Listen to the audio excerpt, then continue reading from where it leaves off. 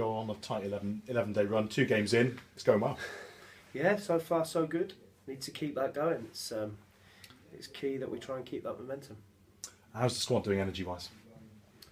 I think you only find that out when you get into the game, but good performances and good results certainly help the mentality and help them feel they're not as tired. Now, obviously, a player doesn't score a hat-trick unless he's doing quite well. But are you convinced that now that you do see George as a centre forward?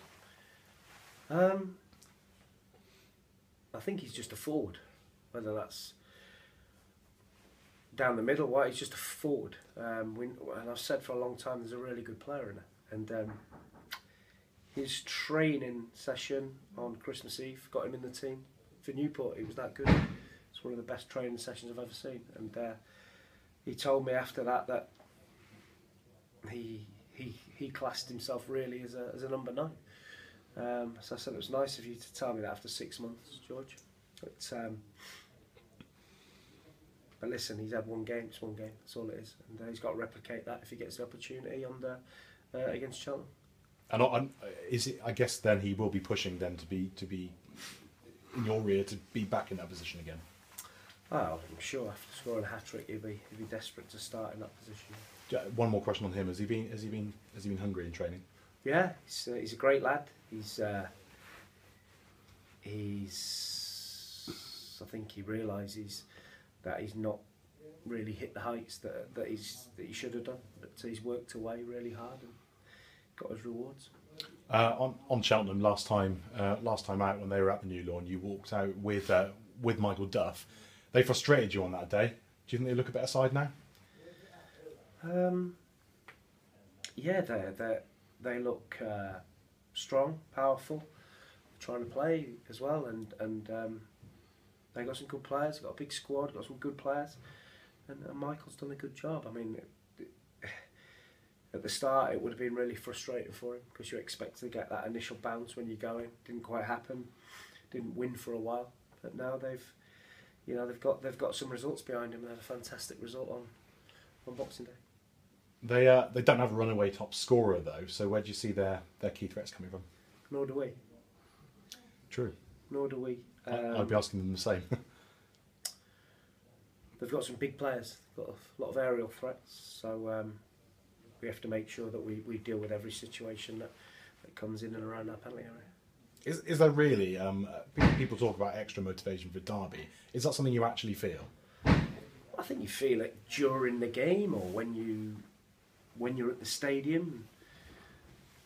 In the build-up, it is boringly just another game, and we have to prepare like it's another game against another team that we want to try and beat. And must be good as well to feel like you're cemented in the playoff places at the moment. It's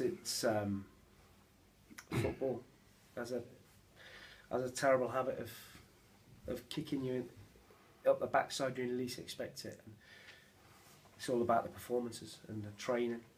We have to train really hard.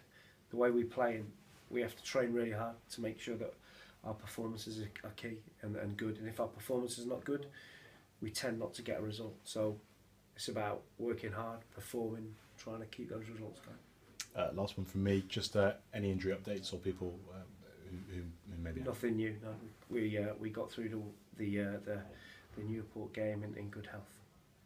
Thank you. Matt, the media man, informed me that there's going to be an away allocation sellout. Great news for your team. Great. We're getting there, and the away following again was superb at Newport, and they sang their hearts out. You saw the response it got from the players in terms of the performance and the way they thanked them at the end of the game, and it's key to grow a successful club. You have to have a good following. Is that away support like an extra goal for you boys when you step out on an away game? I think it gives you that extra impetus for certain. I'm not sure about a goal, but it gives you that extra little bit of desire. Yeah, it's interesting when you look at both the teams on Saturday. Cheltenham have won 6 on the spin at home, proves they're a real form horse in the home tables. Like yourselves on the way, you've got the best record in League Two. Yeah, great achievement from us for being the best away team. we have to make sure we keep that going, or try. We have to try really hard, and we have to play. If we get away from what we do, the first 10 minutes at Newport, we started booting the ball straight into Newport's strength, and we can't do that. We have to play, and if we do, then we're a dangerous outfit, and we did that for the rest of the game, and we got our rewards. So we have to go there, perform well, but we're really aware and respectful that Cheltenham are a good team as well, and we've looked at all their strengths and their weaknesses, and it's up to us to try and go and get about that. Yeah, I've got a silly question for you now. Would you have taken where you are in the league table at the start of the season? Give me a silly answer. 100%, yeah, of course we would. But you see how tight the table is. I think down to maybe 12th. There's a couple of points, but you look at the top as well. From us to the playoff place is the automatic is 2 points. So we want to strive, and we want to try and win as many games as we can, and to see if we can be a little bit cheeky and sneak in the top end of the table. Why not? And it's incredible to see Little Forest Green in touching place of automatics now. It's great, isn't it? It's great. We're going under the radar. Nobody spoke about us. Nobody mentions us, which is fantastic. Long may that continue. Looking ahead to January, do you expect your January transfer window business to be done early doors? Yeah. Hopefully it's done within the next couple of days, or all agreed, and we can get that player or a couple of players bedded in, ready to go for the Oldham game. Okay, cheers Mark. Thank you.